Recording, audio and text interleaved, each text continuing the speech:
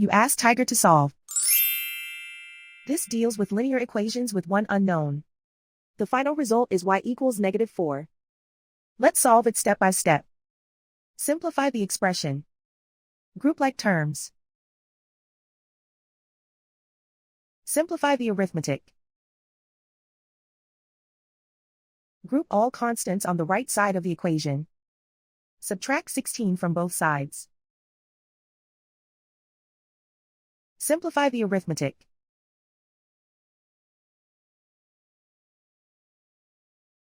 Isolate the y. Divide both sides by 4. Simplify the fraction.